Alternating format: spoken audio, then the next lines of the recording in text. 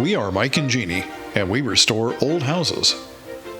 In 2021, we moved to South Carolina and bought a 120-year-old Victorian house. Follow along as we put the polish back on this Victorian masterpiece. Welcome back to 1834 Restoration House.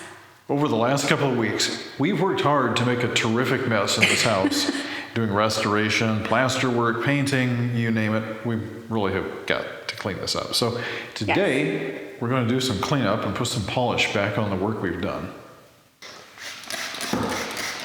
We are using a wood floor cleaner to clean this floor. It's a rough floor though. It is a very rough floor. The wood was not maintained, which is fine. It still looks nice. It's still functionable, very functionable. But you'll notice this mop catches on things, leaves little splinters of my Swiffer paper on here. I'll have to go back and clean that up, but we're making do with what we've got. I don't have one of those floppy mops, which would really work well on this floor. We have a problem.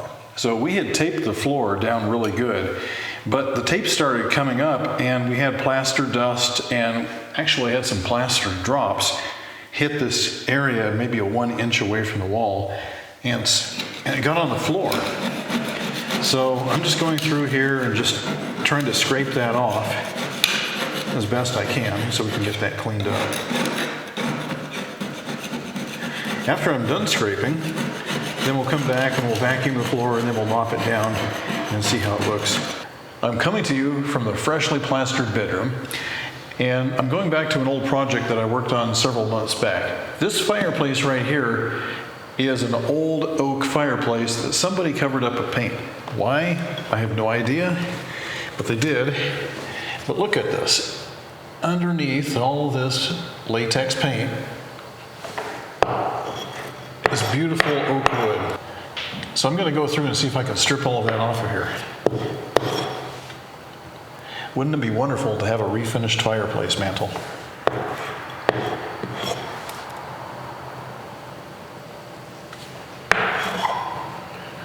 This is about 20 minutes worth of work with the speed heater, just very carefully stripping the paint off. Now, the paint that was on there is latex, it's modern paint, and it wasn't very thick. Older or thicker paints will take longer to strip because it takes longer for the infrared heat to penetrate down through it and break the paint bond. The infrared heat system is great because it doesn't require any chemicals. It doesn't require any cost other than a few pennies for electricity, and it very effectively breaks the paint bond with the surface below, and then it just scrapes right off. One of the keys to working with an infrared heater is to be careful not to scorch the wood because it's real easy to do. But if you're careful and fast, you can take this stuff off in a big hurry, and there's no chemicals, there's no fumes. It's great. This system was designed for historical preservation. It heats up the paint and scrapes right off with no fuss. Very easy. And the tools that come with it are shaped in such a way that you can get into some really tight spots, like the flutes here. I can just dig right into the flute and pull the paint out with no problem whatsoever.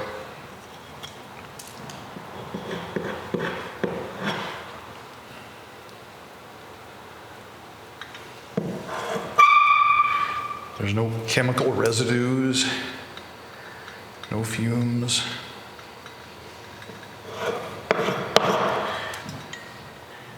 My favorite thing is that I can work on whatever I want, whenever I want. I don't have to wait for chemical strippers to do their thing. I can just get right to it.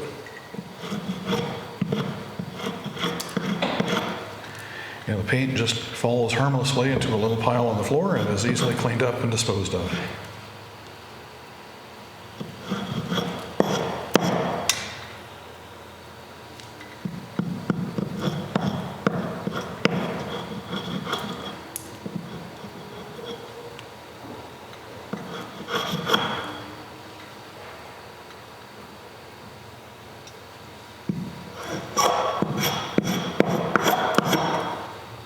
Check this out.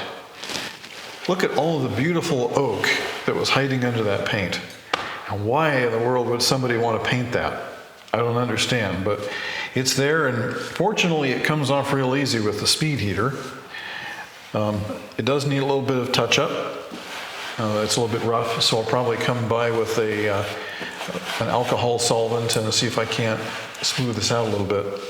Worst case scenario is I may have to re-shellac it, but we'll see how it goes. But I mean, just look at that incredible patina. That old oak, 120 years old. Wow. We have been so busy working on the inside. Our yard looks a mess. The neighbors all look pretty good. Ours doesn't. We gotta attend to that.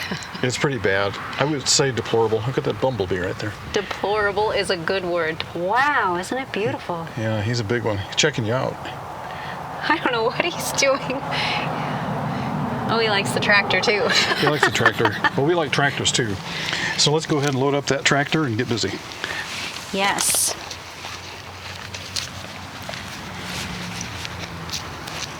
And for those of you that know me, I bought jeans. First pair I've had in, well, I think since I was a teenager.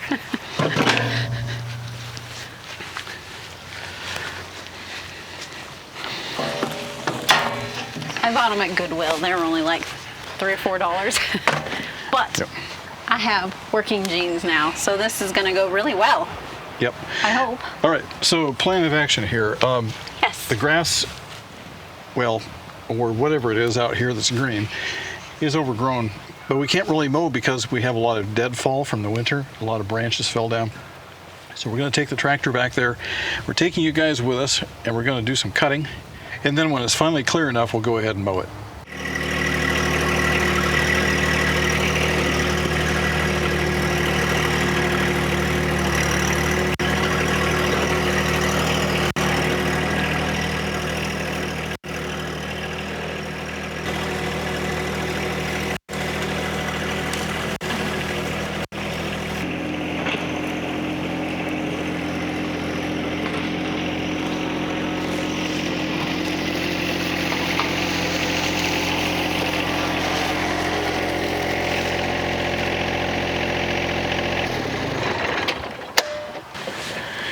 Welcome to the backyard.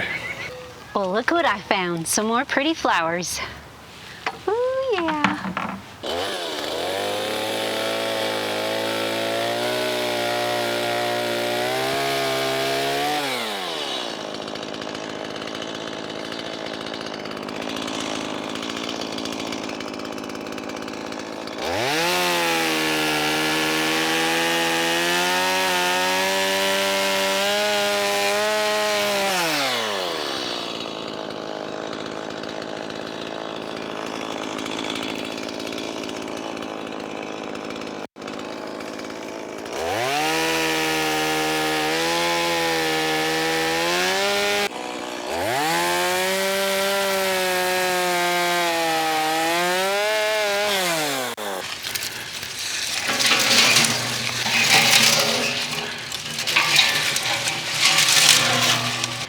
That's the thing with a tractor, you always want something bigger. I know it.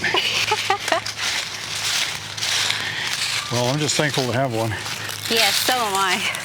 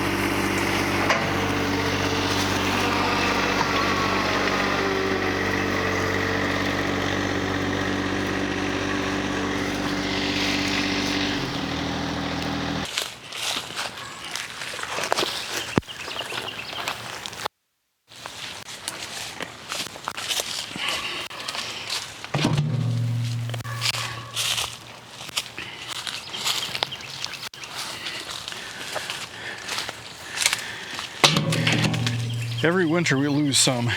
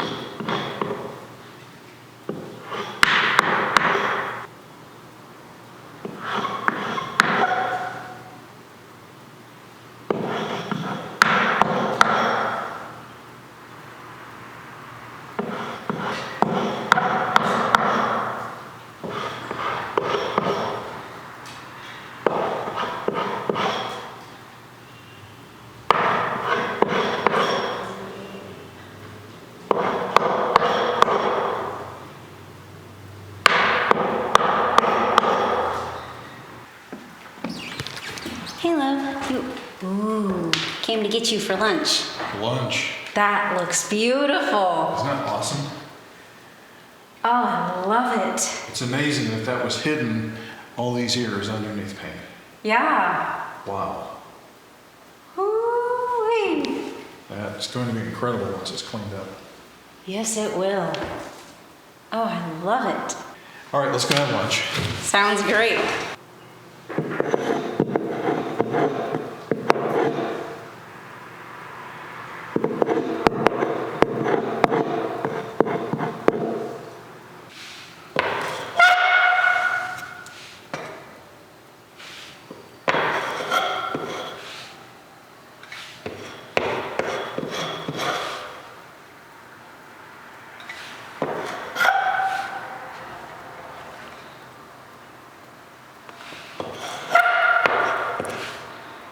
All right, well here is the fireplace mantle after a good bit of scraping and speed heating. I got the top done, I got the sides done. I still have to do underneath, and I have to do the applique. But man, what an incredible piece of wood that is. All right, here's the end of phase one. All of the paint is stripped, even off of the applique. This is looking incredible. I am just blown away by the beauty of the woodwork that was underneath that paint. I know I've said it over and over again, but I'm still blown away by the wood that's underneath that paint. So next step, I'm going to take some denatured alcohol and I'm going to try to clean this up. It's very rough right now, and I don't know if you can see it on camera, but it kind of has a ragged look to it. So I'm going to see if I can't take the old crusty shellac off of here. I have a clean cotton rag, denatured alcohol, and I'm just going to go ahead and soak that up a little bit.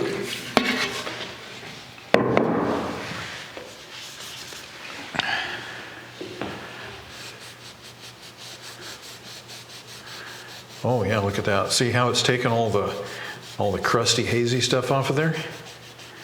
Getting right down to the beautiful wood. That's what I'm talking about. See that? Denatured alcohol is the solvent which is used in shellac, and it works just as well to take it back off again. So now I have a nice smooth finish right here. Now I just have to do the entire mantelpiece.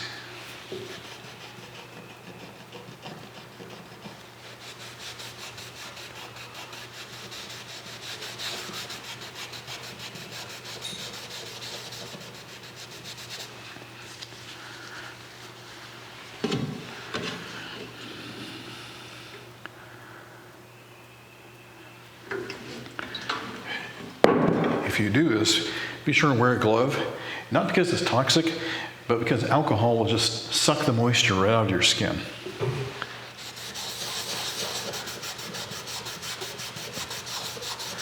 Look at that beautiful wood. That is incredible.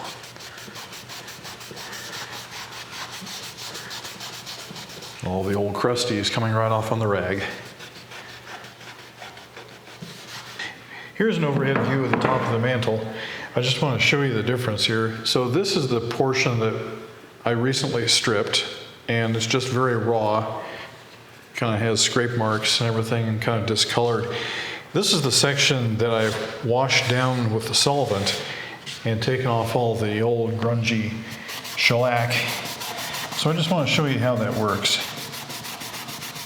I just got the cloth wet. See how it gets dirty? That's just old shellac coming off. Keep the cloth moist and just rub. The denatured alcohol just dissolves the old shellac, and the rag picks it up real nice.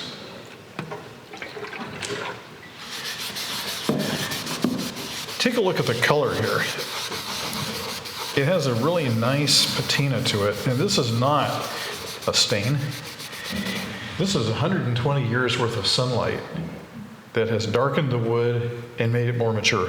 You can't buy that kind of wood. Nor can you buy that kind of wood finish. This is the real deal, guys.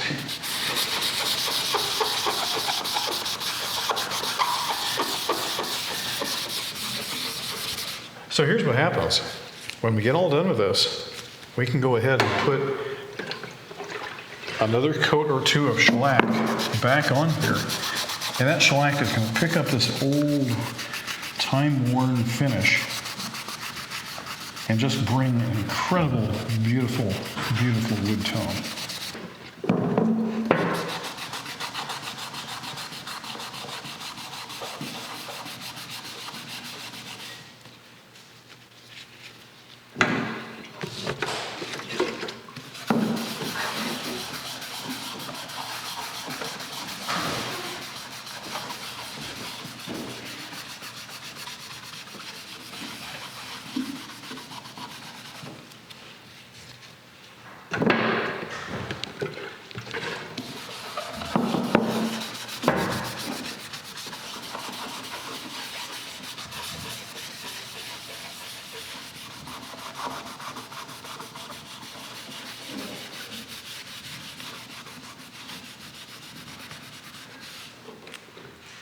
How do you clean an applique that's complicated?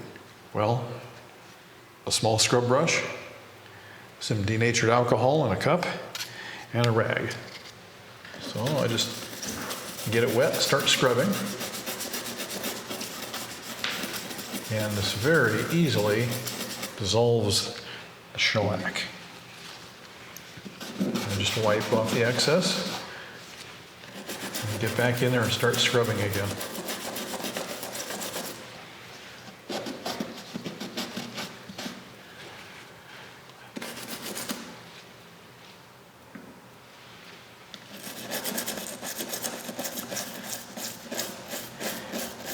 This is great because it gets right down in there. It goes places where a rag can't really go.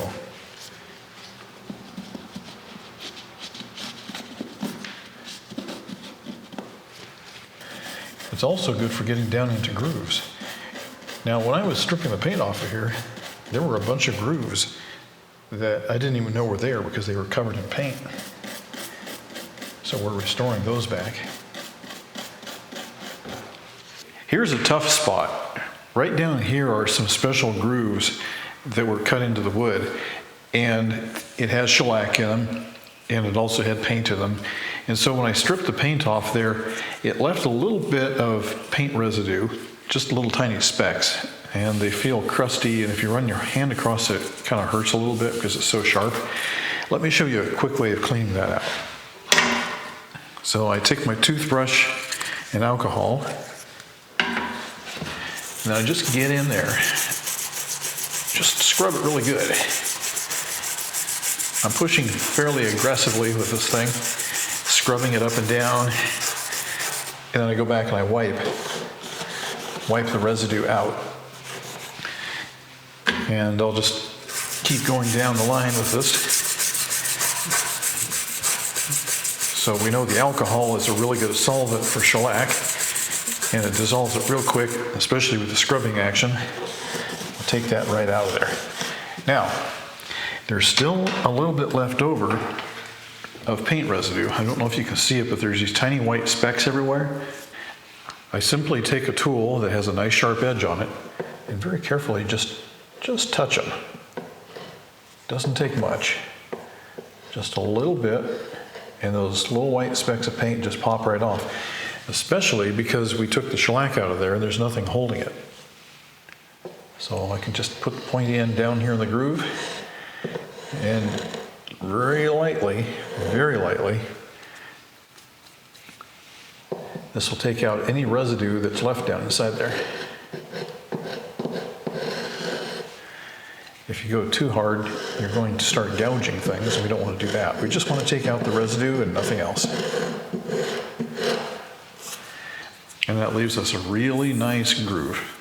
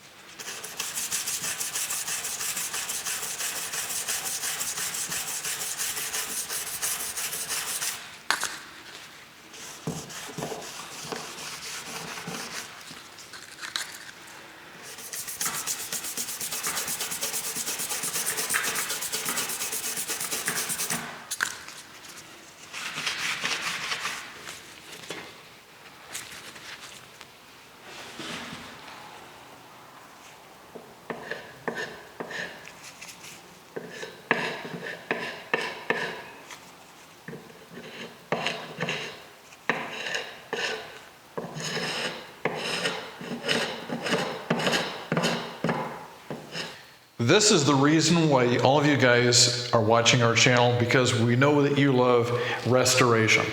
So, a little while ago, this thing was covered in paint. Now it's not. The next thing I need to do is put some shellac on there. So let's go over to the chemistry lab. Commercial shellac comes in two colors. There's clear, which actually imparts a kind of a yellow color to wood. And then you have amber, which imparts an orange color to it. So what we're going to do is put the orange color on, and you're going to see why in a minute. The natural tone of the wood right now has this beautiful old patina from decades and decades, well, 120 years worth of sunshine. And we know that sunshine darkens wood, and that's why it has that dark patina. It's not because it has a stain, it's because of sunlight. So what I'm going to do is put a couple of coats of amber on there. You won't believe the difference once this gets done. So I'm going to go ahead and open this up first.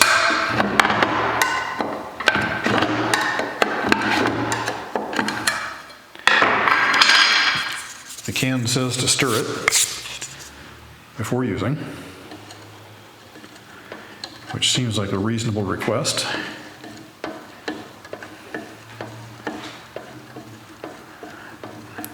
It almost looks like coffee right now, but look what it does to the wood here. See, it gives it a really rich orange color to it.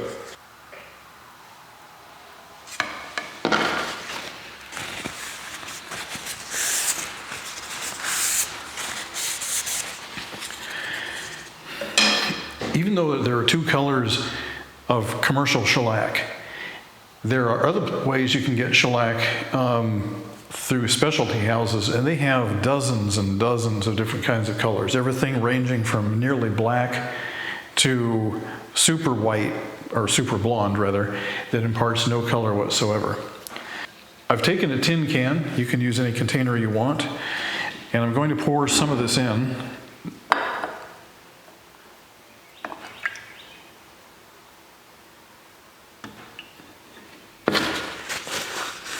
I like to thin down my shellac, so I'm going to pour some denatured alcohol in there.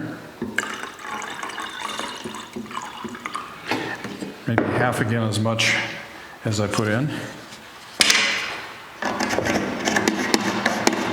You may be wondering, is there any particular ratio that you have to do with shellac and denatured alcohol? And the answer is no. Put in however much you want or how little you want to get the consistency that you like. I like it to go on thin because I found that if it's too thick, it kind of lays there and gets kind of sticky and it doesn't really flow out very well. And then you get this kind of this wavy mess. Well, we don't want that. So I like to put it on nice and thin and give it a chance to flow before the alcohol flashes out. So I've got this mixed up now.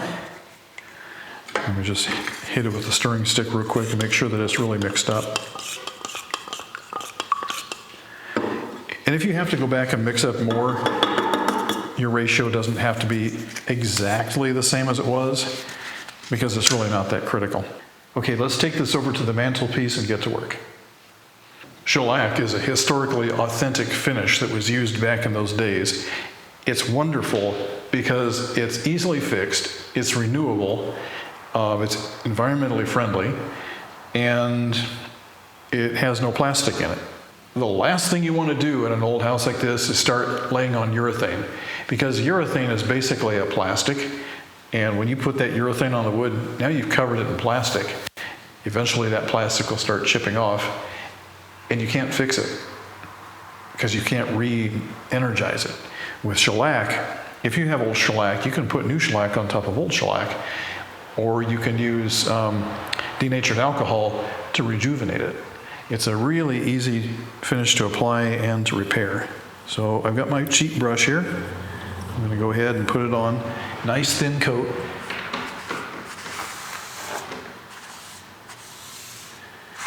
Look what that does.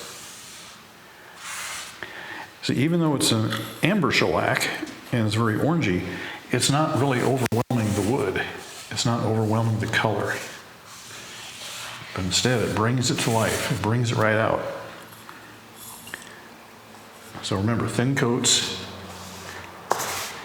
And be sure you brush all the way through. It also helps to tape everything off so that you don't slop it, especially on our brand new plaster. Okay, so that's really all I've got there on that one, so I'm going to leave it alone. As soon as you get it brushed on, you got to get your hands off of it. Give it a chance to flash off. So don't sit there, ouch. Don't sit there and brush it and brush it and brush it like you do with paint. Just put it on, get it on smooth, and then get off of it. Look at that beautiful finish.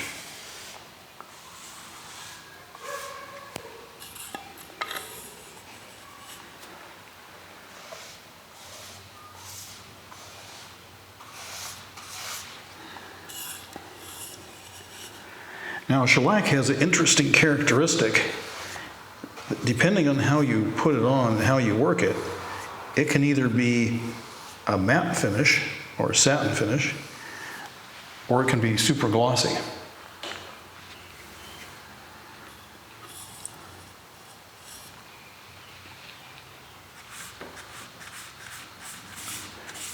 If you've ever seen a violin and you see that super glossy finish that new violins have, that is shellac.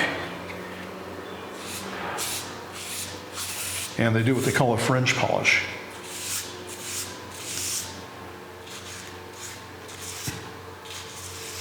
You might see something like that on fine furniture, but we won't be doing that today.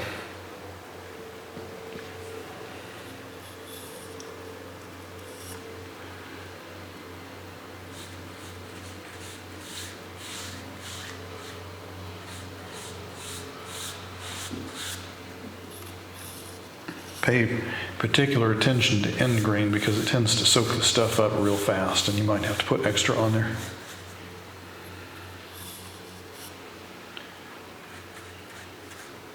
And now very carefully, I'm doing the edge. You notice how I'm going up like this? I don't want to make a ridge of shellac on top. By pulling it up there, it coats it without leaving a bump on top there.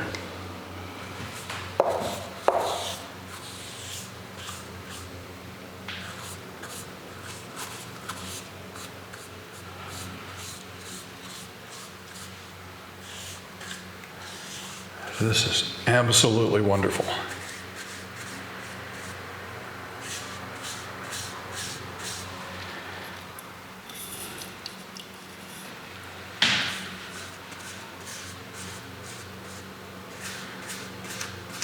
So what is shellac? It's the secretions of the lac beetle. And they harvest that sticky, crusty substance. They clean it up. And they melt it. And they make it into flakes. And then they sell the flakes to people who want the shellac. So you can actually make your own shellac if you can get the flakes. And you mix the flakes in with denatured alcohol. You let it sit for a couple of days and melt, and dissolve. And when you're done, you have yourself a nice jar full of shellac.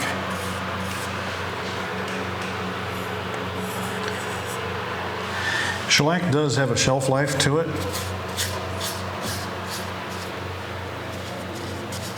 I think after a year, it's probably not as good as it should be. So it's good to use the fresh stuff if you can.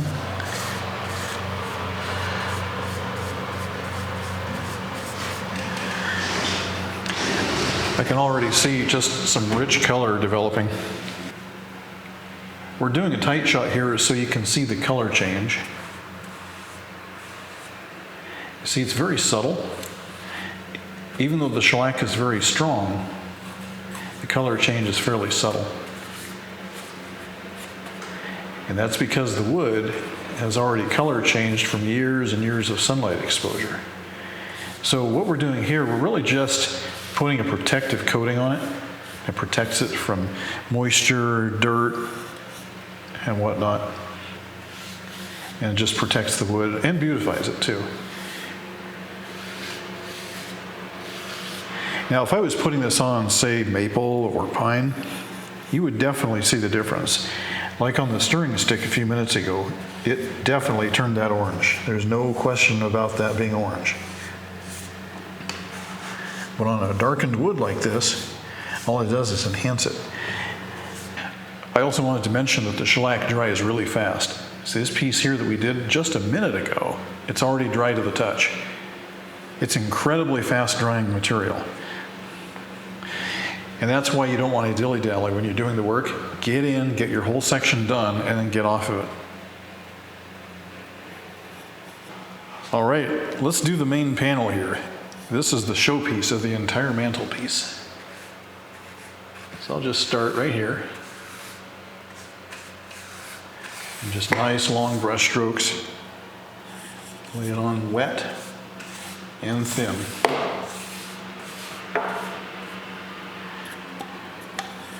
It's already starting to flash off on me, so I have to keep working fast.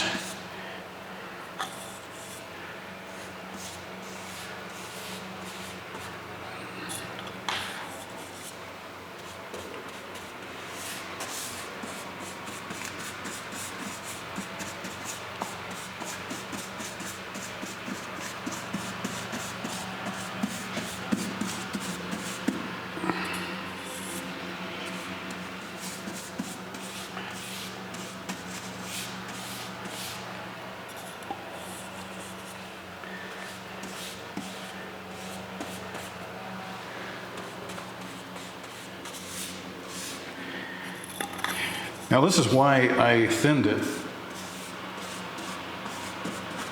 Because A, I want it to dry fast, but B, I don't want it to build up a thick, heavy coat. Especially when I get into these tight spots here. Being as thin as it is, I can just brush it right in and then brush it right back out again.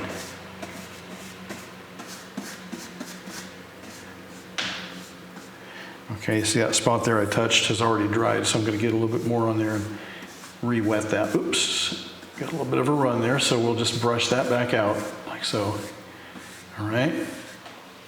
And if you have to go into shellac that you've already done. Make sure you go with the wet brush from the dry into the wet and not from the wet into the dry.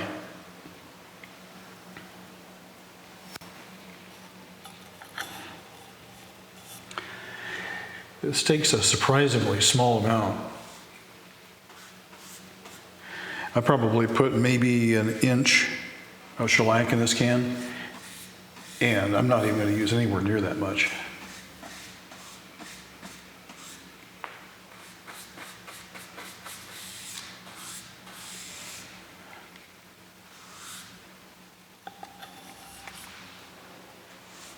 Ooh, that was a little wet.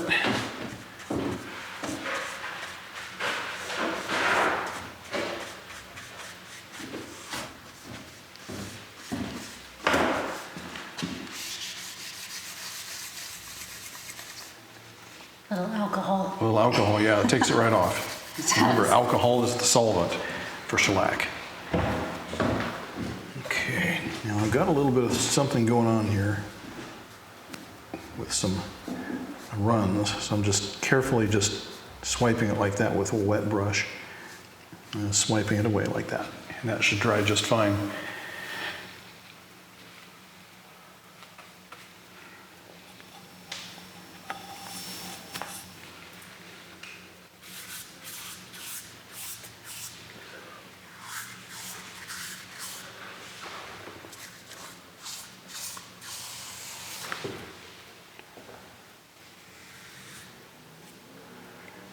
Okay, that is looking fantastic. So let me get the top edge here and then we'll move down.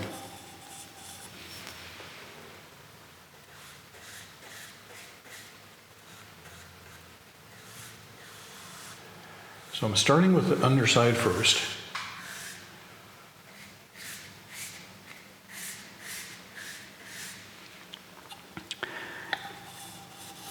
I'm leaving the uppermost edge for the last.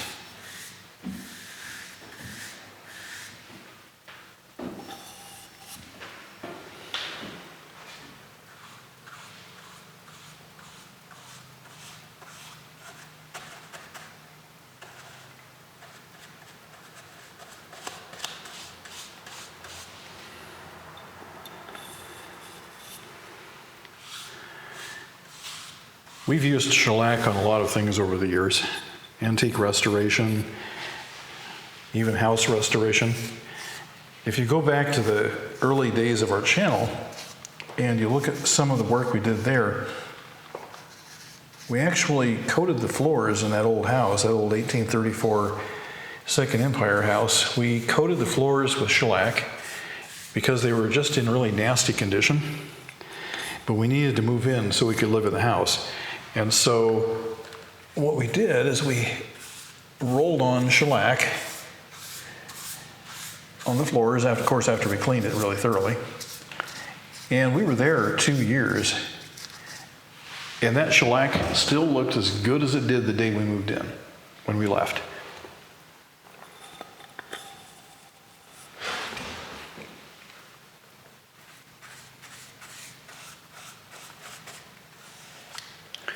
All right, I've got some runs going on here, so I'm just going to try to capture it with the brush and then redistribute it down here.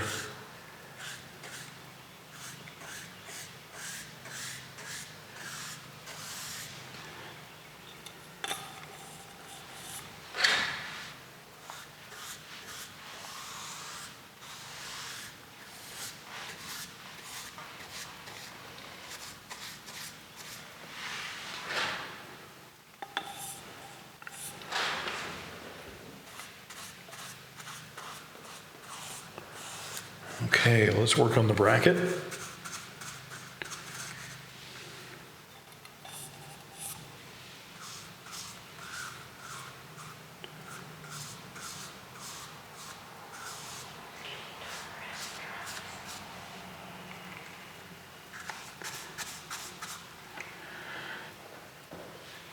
So you can start to see it drying a little bit. It's picking up a little bit of a sheen, but it's also bringing out the color.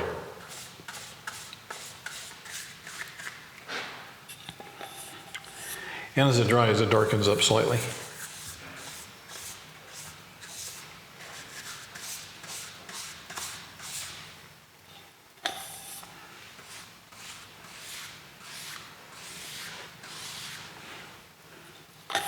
There's nothing difficult or scary about this whatsoever, especially if you add a little alcohol to it beforehand. Can you use rubbing alcohol like what you find in your medicine cabinet? No, you cannot. It has to be denatured alcohol. And denatured, you can find this stuff at your paint store.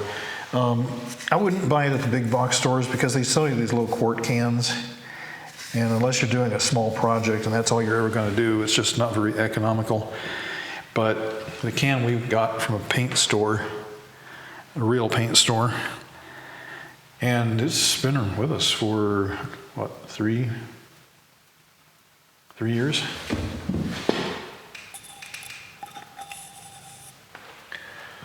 Okay. It goes on smooth, it goes on quickly, it's so forgiving, and such a beautiful wood finish. Why they ever invented urethane, I'll never understand. There's just no benefit to it.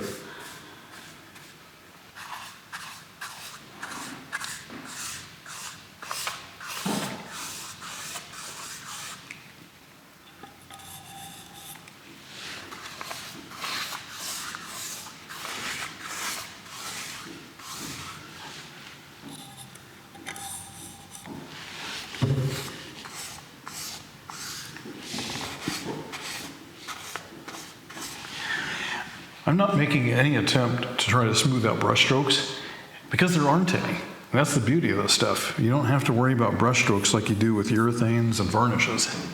You just thin it up and just start laying it on.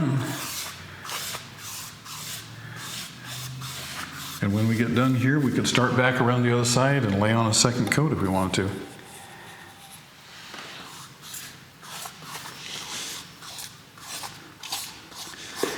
Another reason for thinning it is if it gets too thick, you can start getting bubbles in it, and you don't want bubbles.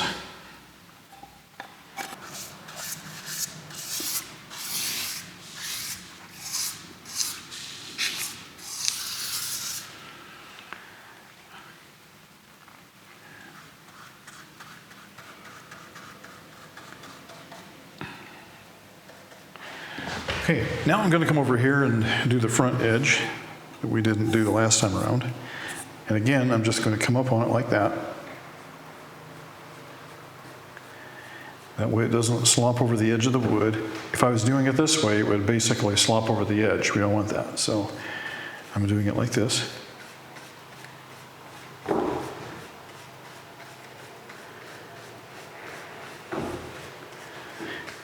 If you're lucky enough to have antique wood in your house and it's painted over, you could very easily restore this.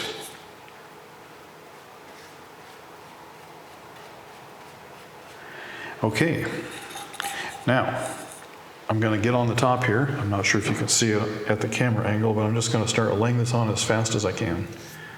Remember, I want fast coats, I want thin coats, but you've got to make sure you have enough moisture on there.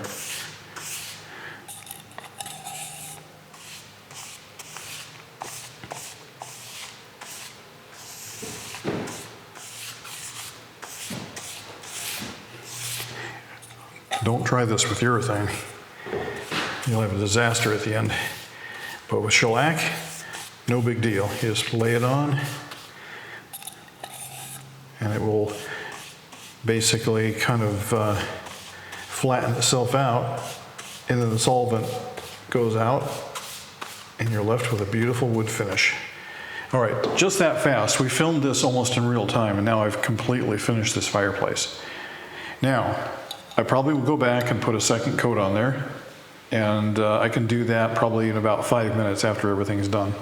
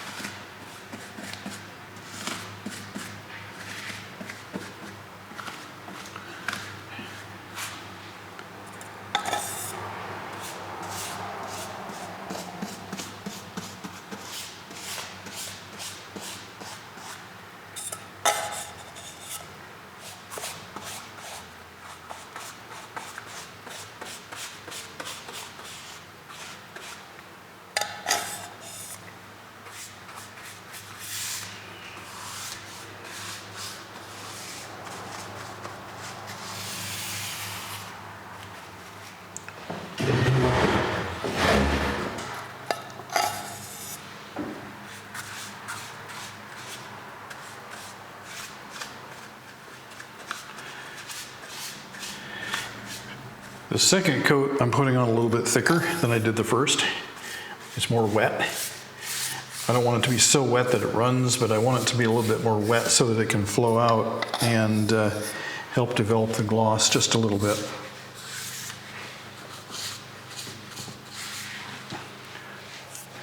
Shellac is capable of being extremely glossy, and it just depends on how you work with it. There's other techniques of how to make it glossy and other techniques of how to make it not so glossy. But for this project, we're just taking it as it is.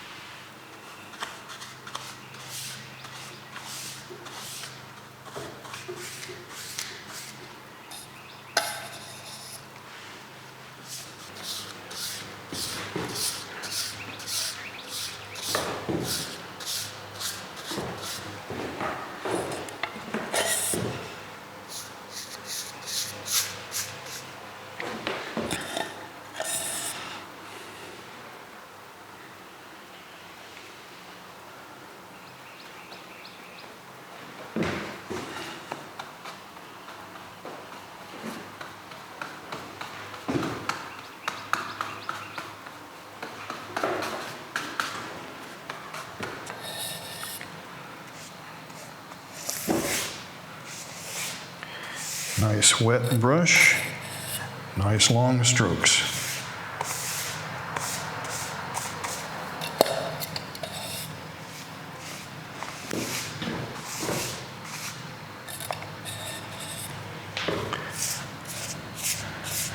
Because things are drying in a hurry, when I go to my next strokes, I'm going to go back into the wet material instead of away from it.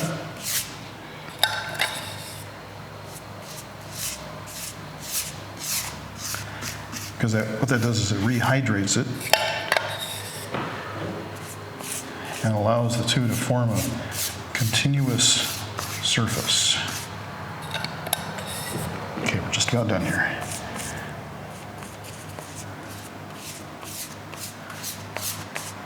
Just a little more.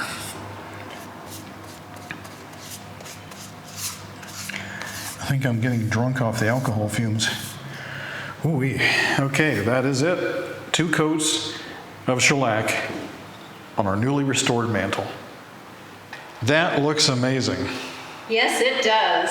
Absolutely beautiful. Yes, it was hiding under paint. We have another one exactly like it in the downstairs bedroom. It is identical to this one, and it's under paint as well. In fact, we actually painted another coat on when we moved in just to make it useful and cleaned up. But if we had the time, we could do the same thing here. But here's the thing. It took a couple of days of effort to get the paint off, get it cleaned up, clean off all the old shellac. It took about 10 minutes, 10 or 15 minutes to completely refinish this, start to finish. There was no wait time to speak of. And it went on so smooth, and just looking down here, what a beautiful, smooth finish. Beautiful. It's got a nice, gentle glow to it. Absolutely wonderful. So the only thing that would make this room better at this point is wallpaper. Wallpaper for sure. Wallpaper for sure. So anyway, I think that's a wrap on this episode. Thank you for watching 1834 Restoration House. We'll see you soon.